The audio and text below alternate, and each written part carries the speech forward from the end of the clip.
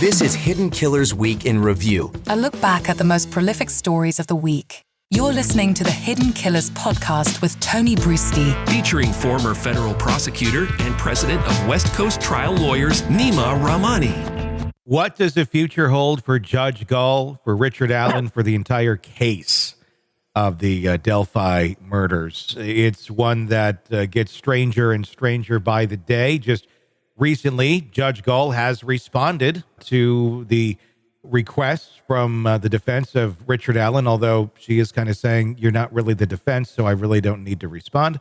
And I don't really need to put you back in place either. It's twisted. It's weird. I don't know what's going to happen here. I don't know what is truly best. One would think that if you want these two attorneys to be representing you, you should be able to get those two attorneys to represent you, the state of Indiana, although not so much thinking that at this moment in time. Here to discuss, Nima Rahmani, former federal prosecutor. Once you've had a chance to take a look at the response of Gull and the response from the Attorney General, Todd Wakota, what's your take on where this is headed next for Richard Allen? Yeah, really sort of strange case gets stranger, right? You have Judge Gull who's doubling down. I mean, first, she didn't want to obviously disclose that transcript of the in-chambers conference. Certainly helps Allen's lawyers.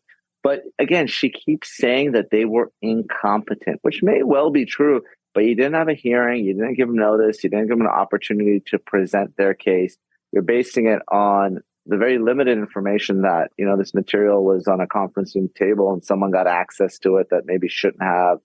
But look, you can't draw that conclusion without having the hearing. That's why in the Murdaugh case, we're going to have an evidentiary hearing, right? Mm-hmm.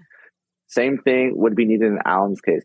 I think she could have gotten away with a disqualification based on a potential conflict, because for that, you don't need a hearing, right? Mm-hmm.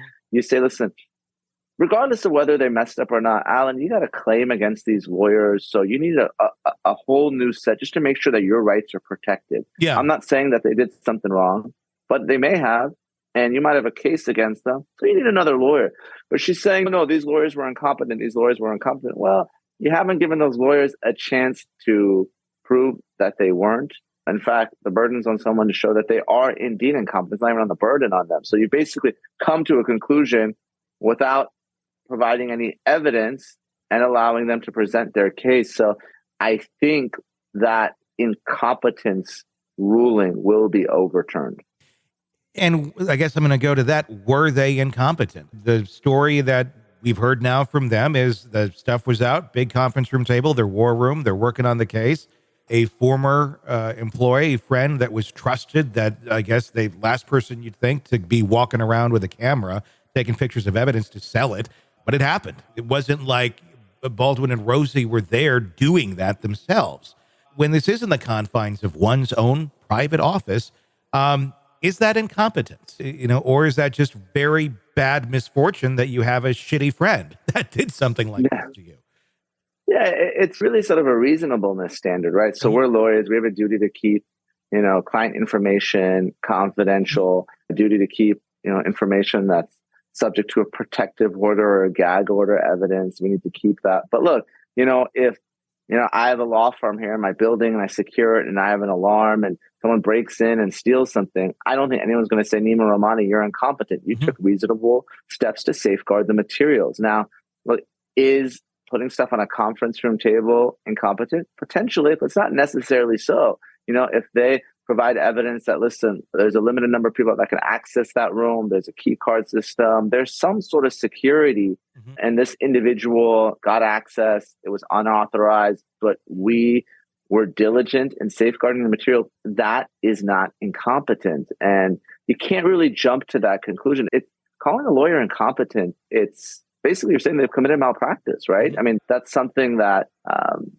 it's certainly possible, but you can't just jump to that conclusion without really having more information than it's on the conference room, someone accessed it that shouldn't. Again, what steps did they take to protect it? And if they were reasonable, then that's not incompetent. And why did she not just go to an evidentiary hearing? I mean, it seems like so many of these things could have been avoided. So many of these headaches, totally not needed. Why was this rush to judgment the way that she did it handled? Is this just someone who is having a bad day, kind of a hothead, and here's what I'm going to do and say, and I'm the end-all be-all power, and maybe you overstep, or I don't know. I mean, is there something else at play here? And I'm not going Odinism or anything like that. I'm going more so, was the state not ready to move forward with this case? And you had that hard deadline that was coming up fairly soon if those attorneys stayed on with Richard Allen.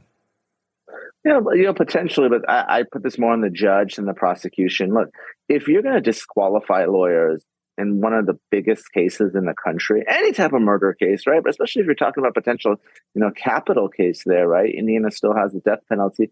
You want to make sure the record is absolutely clear. I mean, defendants have a right to choose their lawyer. You're basically saying, Richard Allen, you can't choose your own lawyer, right? So you want to make sure everything is on the record. You really dotted those I's, crossed those T's. You have the transcript for appeal. You don't just jump to conclusions like this in a case that a lot of different appellate courts are going to be looking at. Because again, if it ends up going the death penalty route and he killed 2 young girls, at least allegedly, you have your mandatory state and federal appeal. So this is a judge, frankly, that maybe it was a power trip or maybe really wasn't thinking down the road and thinking carefully, but really did a poor job in handling this case. Should have created a much, much better record. I don't know if I'm reading the tea leaves here too deep, but when I look at this document that came from the Attorney General, we see some verbiage in here stating that the defense attorneys, Baldwin and Rossi, is not presently warranted. Reinstating them is not presently warranted. But it also then goes on to say that the correct course of action would have been to file an appeal, not a petition for a writ of mandamus, that they actually did right. And then towards the end, it also says Abby and Livy deserve justice. If this matter ever comes to the appellate court system, we will take immediate action, as we do in all of our cases, to see that the rule of law is applied. Is this the Attorney General saying, yeah, take it to the appellate court, file this appeal right now, and then we can actually do what you guys are probably asking us to do? We just can't do it because basically you pulled the wrong lever. Yeah, so the writ of mandamus, that's an extraordinary writ. You're asking basically a higher judge to direct a judge to do something because they're not following the law. Mm-hmm. So what they're saying is, listen, even if an error was made, you should go through the normal appellate process, right? Go to the Court of Appeal. You don't have to necessarily go straight to the Supreme Court. So that's one. So some of it's procedural, and there are appellate lawyers in every state that want to make sure the proper procedural mechanism is handled. But they're also creating a record on appeal, right? Because look, when you're prosecuting murder cases, you know that the chance of appeal is very high. It's almost a certainty because a significant percentage of them go to trial because, like we talked about, the Rex Heuermann, there's no discount, right? Mm-hmm. So assuming there's a conviction, there's going to be an appeal. And you want to create that record that, even if you don't necessarily agree with what the court did in disqualifying Allen's lawyers, you want to defend it because you don't want that to be a basis. You go all the way to trial, you convict Richard Allen in appellate courts as well. The conviction's fine, but Allen really had the right to choose his own lawyers. So we're going to send this back and we're going to start this whole thing over. Yeah, I mean, at the end of the day here, as it sits, it almost feels like Richard Allen has not a get out of jail free card, but a get a new trial free card, it seems, if this just continues down this path. Oh, absolutely. He has a ready-made appellate issue because how the trial judge handled this. And that's your nightmare as a prosecutor. I can tell you, you do all the work, you panel a jury, you get your conviction, and an appellate court says, hey, trial judge, you messed up. We've got to start this whole thing over. Where will it land? Well, you never know. And look, an example I like to give is Scott Peterson. After all of these years, we don't know yet, but there may be a new trial there. There may, So, these murder convictions, they're not bulletproof. So you got to make sure that you really paper that file and look to not just the trial court on appeal. So I think the AG's office, they're doing the right thing here. Want to listen ad-free? Want advanced access to all of our interviews before anyone else? Become a True Crime Today Premium Plus subscriber on Apple Podcasts. You get every episode commercial-free. So you can binge on true crime until you can binge no more. Search True Crime Today Premium Plus on Apple Podcasts now, or go to our podcast page and sign up now. More of the Hidden Killers podcast next.